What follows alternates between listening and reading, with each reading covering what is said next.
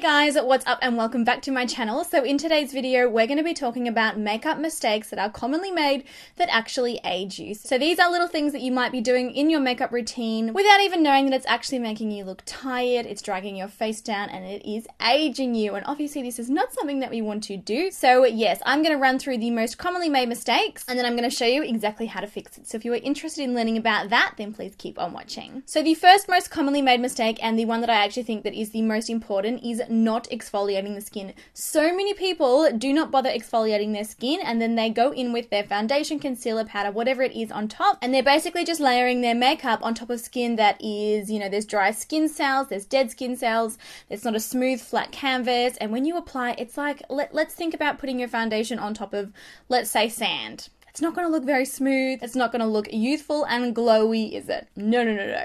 I really recommend the use of an exfoliator daily. You want to find one that's super gentle and soft on the skin, and my all-time favorite one is this one here by Dermalogica. This one's called their Daily Microfoliant. I've spoken about it in a bunch of other videos, and I honestly think it is life-changing for the skin. It's actually a rice-based powder, and it activates with water, releasing an enzyme that helps to really break away those dead skin cells, and it also has this beautiful micro-exfoliating effect on the skin. It will leave your skin so smooth, so soft, and so ready to accept makeup on top. Like, I find that my makeup looks a million times smoother when I exfoliate my skin using this first. Like, honestly, if I could marry one skincare product, I feel like it would be this one. It is an absolute life changer. So yes, make sure that you buff away those dead skin cells and make sure that your canvas is really clean and prepped and ready to go. And I promise you, your skin is going to look a lot younger and a lot glowier. The second most commonly made mistake that will age you is avoiding using a sunscreen. And I know that might seem pretty obvious, but again, there are so many people out there that aren't bothering to incorporate a sunscreen into their daily routine. The sun is so damaging on the skin, it ages the skin so much. And when I say using a sunscreen, I don't mean just using it on your face. You want to use it on your face, your neck, your décolletage, your arms, your hands. Your hands age incredibly quickly.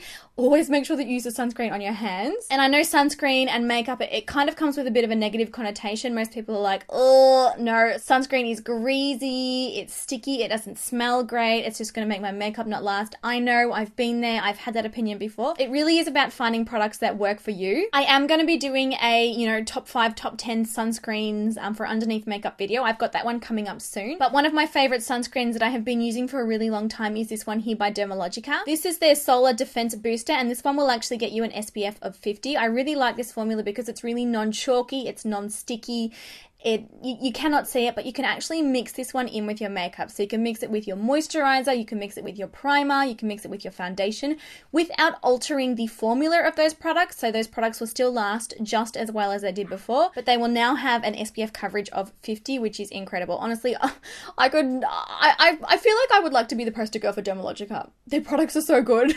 So please, I cannot stress to you enough, make sure that you are using a sunscreen. It is so much more important than you think. The sun will age you a million times more than anything else. Please use a sunscreen. The third most commonly made makeup mistake is choosing a foundation that doesn't actually match your skin tone. So if you choose a foundation that is too light for your skin, it makes the skin look really ashy, it makes you look quite unhealthy, and that will obviously age you. But also counterintuitively, that works when you use a darker foundation. So a foundation shade that is too dark for your skin tone makes the skin look heavy and it kind of drags your whole face down.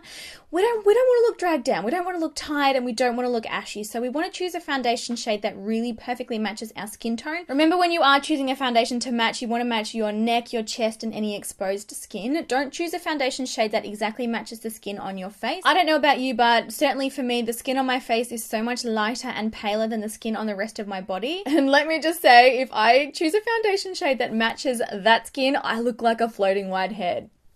It's not attractive. The fourth most commonly made mistake, and it's also got to do with foundation and complexion products, is applying too much of them. So too much foundation, too much primer, too much powder, too much concealer. When you start to put too much of anything on the skin, it builds up like quite a thick layer. And when you think about, more mature skin, and when we're talking and moving throughout the day, those products are going to start to really pull and crease in the fine lines on the face. Smile lines, fine lines under the eyes, wrinkles on the sides of the eyes, anywhere else on the face. face, the forehead, the cheeks, everywhere. Those products are sort of going to get into those creases and they're going to sit there. And then that is going to become really visible to the naked eye. Trust me, like when products are settling in those fine lines, they essentially hyper emphasize those areas and they make the creases and the fine lines and wrinkles look a lot deeper and a lot worse than they actually are. So just use a small amount of product. So instead of applying, 2-3 pumps of foundation onto your brush and then going straight in, pop the foundation on the back of your hand and then, go in small amounts. Only build up the product to get the coverage that you need. If you are looking to customize the coverage of your foundation and you are wanting to get more coverage out of it, try mixing it with a really high coverage concealer instead of trying to layer on more layers of foundation. Really, the blanket rule is less is more, and the less product that you can get away with, the younger, the healthier, and the glowier your skin is going to look. It's especially important with powdering, especially for mature aged skins. Don't cover your whole face in layers and layers of powder because it's just going to accentuate dry patches, it's going to accentuate enlarged pores, it's going to accentuate fine lines and wrinkles, it's going to accentuate everything. So only apply as much powder as you need, and if you're not a particularly oily skin type like me, you can definitely just pinpoint powder, so only powder the areas where you get shiny. So for a lot of people that's through the T-zone. So rather than applying powder all over your entire face, you can actually just powder, your forehead, your nose, and your chin where the shine happens, and then the rest of the face is not going to look cakey throughout the day. The fifth most commonly made mistake is to do with contouring, and it's got to do with how you apply your contour. A lot of people will apply their contour in the correct areas, but then they won't actually blend them in the correct way. And what happens is the contour, rather than kind of building up and lifting the cheekbones and lifting the face, the contour will start to drag down towards the chin area. And when that happens, it pulls the shadow down the face, and it pulls the entire face down. Now, obviously, when we start to pull our face down, we start to age our face. The skin looks kind of saggy, the skin looks tired, and just not what you want. A much better way to apply your contour is to apply it in the areas that you need and then make a solid rule in your mind to only blend upwards. So the way that I like to do it is to apply it in circular motions and always work upwards. So working up onto the cheekbone and blending it up into the blush rather than blending it downwards. It works the same for contouring around the forehead. It works the same way for contouring around the chin, everywhere. Contouring and highlighting is all about lifting the face. So when we are dragging it, we are aging. So just think lift, younger, saggy, aged. A similar issue to that one with contouring is blush. A lot of people still follow the old traditional makeup rule of applying their blush only to the apples of the cheeks. Now, obviously for certain face shapes, that is fine. If you were interested in seeing a, where to apply my blush depending on my face shape kind of video, I'll be more than happy to do it. But applying blush only to that sort of center portion of the apples of the cheeks, that will also actually make you look aged, tired, and really pull the face down. You want to think of your blush kind of like you would a highlighter, and you want to think about applying it kind of up over the cheekbone and kind of directing it towards that temple area in the same way that you would with a highlighter. Applying your blush upward and outward and not bringing it too far towards the nose is going to help you look younger, fresher, more awake, and a lot less tired and aged. You also want to choose a blush that is the correct color for your skin tone. Try not to pick anything that is too dark. So, when we're trying to look sort of younger and, we want a natural flush, go for pinks, really nice soft pinks, really beautiful corals, and just anything kind of in that softer family. Going for really harsh red tones or purple tones, unfortunately, it's just going to make you look tired. All right, moving on to the eyes now, and mistake number 7 is pulling on the skin around the eyes. It is something that we all do. We are all guilty of it. I don't think that there could be anyone out there that could be like, I've never done that before. You know that you've done it. The skin around our eyes is extremely soft and extremely dainty, and when you cause too much tension on that area and you be rough with it, what do you think is going to happen?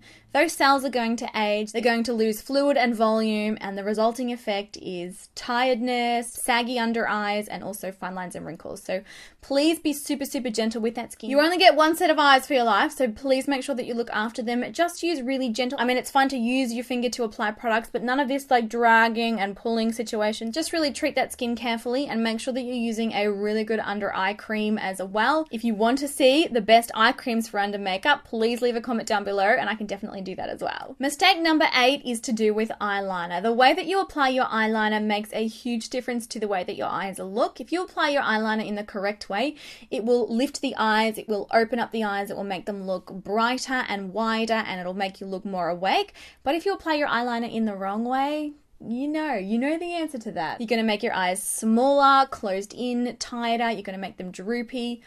We don't want any of that. So applying too much dark eyeliner in the lower waterline is a really surefire way to close up your eyes and make yourself look a lot more tired.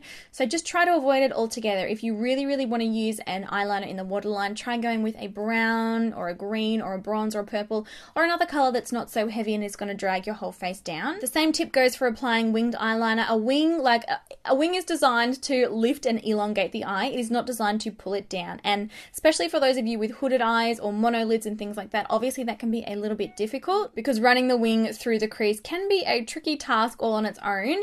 But you want to make sure that your wing, when your eye makeup is done, you want to make sure that your wing still really lifts the eye and sort of pulls towards the outer corner of the brow rather than kind of going downwards, resulting in droopy, tired looking eyes. I do have a full video on I think it's like the top 10 eyeliner mistakes. I will link that one down below so that you guys can get a little bit more information of exactly what I mean. But there are definitely ways to do eyeliner and there are ways to not do it. And first rule of thumb is less, like way less, is always so much better. Also to do with eyes, the next mistake is applying way too much mascara and ending up with clumpy, kind of spidery looking lashes. Because the ends of those eyelashes now have so much texture and they are clumpy, it actually causes shadows on the eyes, and those shadows accentuate any fine lines, wrinkles, or texture that are underneath them. Mascara is obviously a fantastic tool. It works so well to really open up the eyes, but if you are applying too much of it, what you are doing is dragging your face down and accentuating the fine lines and wrinkles. Even like using too much mascara, it can even give the appearance of fine lines and wrinkles that aren't even there in the first place. It's like a total trick of the mind, but with your mascara, you want to be making sure that you are using a brush that really separates all of your lashes and fans them out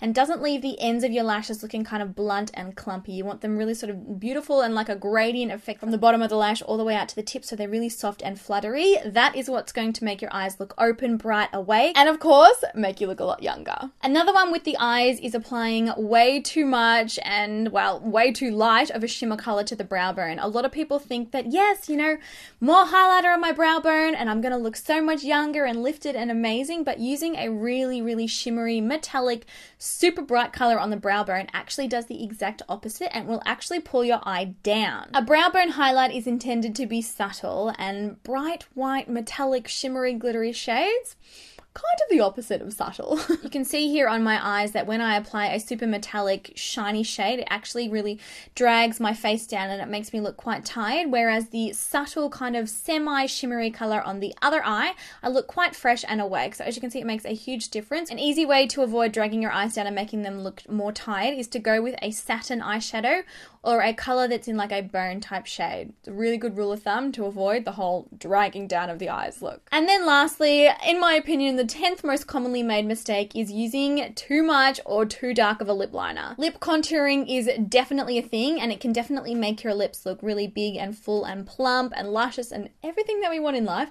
But if you are choosing a lip liner that is, 5 shades darker than your lipstick, what you're actually going to do is you're going to close your lips in and make them appear really flat and deflated. And using a darker lip liner and then a light lipstick on the inside of your lip, it also ages your whole face. And it kind of just pulls the whole face down. It's really, really not a great look. If you're wanting to contour your lips, use a lip liner that's only a couple of shades darker than your lipstick and only apply a very small amount to certain areas. I always recommend focusing on the center of the lower lip and also the cupid's bow area when we're really trying to overdraw or overline or really create a lot of volume, because overdrawing the entire lip in a darker color, it does the opposite. It really pulls those lips in, flattens them out, and makes them look a lot smaller. If you're having trouble matching your lip liners to your lipsticks, Essence makes some really fantastic, super creamy, super blendable lip liners, and it's a good way to experiment without blowing the bank account. So that's it for the video today, guys. My top 10 makeup mistakes that will age you. I hope that you guys found this video helpful. I know that you've been requesting it for quite a while now. If you have any further questions about anything that I've mentioned in the video, please be sure to leave them down below. And like I said, any related videos that go through any of these steps in a more in-depth way, I will be linking in the description bar right at the top so that you can access them super easily. I love you all so much, and here's to looking younger. Woo! I'll catch you guys in the next video. Bye!